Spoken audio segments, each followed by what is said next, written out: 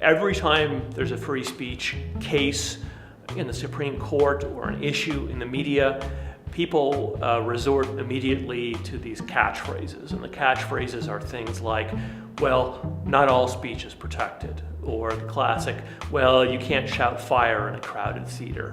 They're really obscuring the debate. They're not engaging what the real issues are.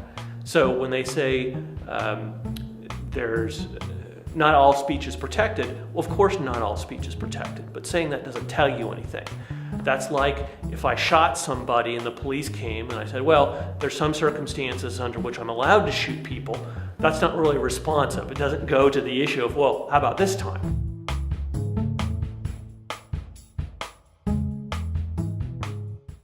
I went to Stanford University for college. I studied political science, like a lot of people who want to go to law school but aren't completely sure why.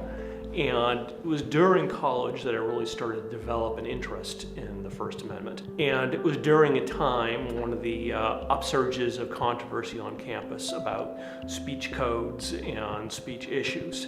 So I wound up doing my senior honors thesis in college with a law school professor on the subject of legal restrictions on hate speech. And I thought it was really interesting because I thought it was very much emblematic of a very American problem, and that is, how do we express our disapproval, our moral disapproval for bad things like bigotry, while not restricting liberties?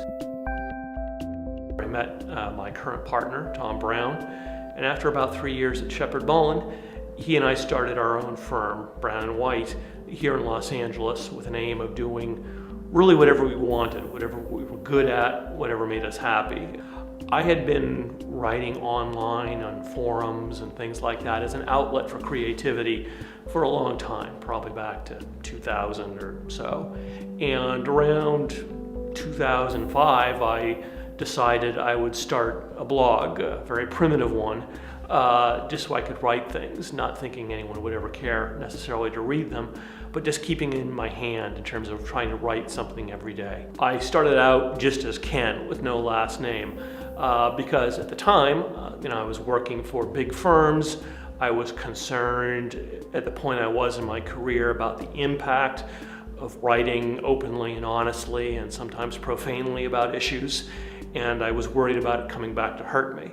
Maybe 2010 or so, I decided to give up the pretense. I felt that I was established enough, I was at my own place. I felt that I could use my own name, and so I started doing that. And in general, I haven't regretted it. I think the right to anonymous speech is very central in the First Amendment and in American life. Throughout American history, people have said unpopular things, incendiary things, politically dangerous things behind the shield of anonymity. A lot of bad things come with that. There's some really terrible, immoral, anonymous behavior on the internet. And while I support the legal right to anonymity, I support resisting the court system when it tries to reveal anonymous people. I have to say I don't oppose people trying to figure out who somebody is based on good old-fashioned journalism and detective work. That's the risk of speaking anonymously, that someone smart will figure it out, and that's the risk we take.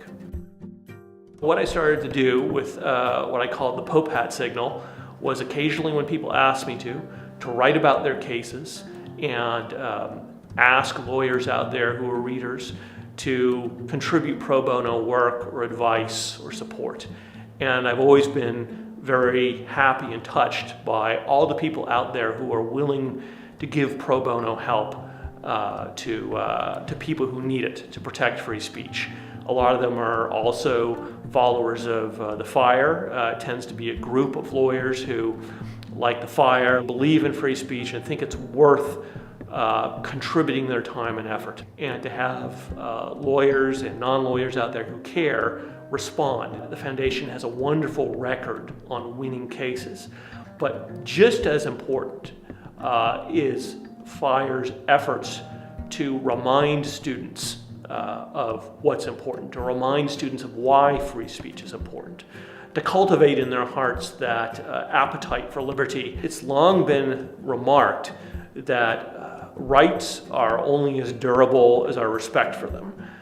Justice Learned Hand, in one of those famous speeches, said that liberty lies in our hearts, and if it's not there, then no court can protect it. And if it is there, then no one can take it away.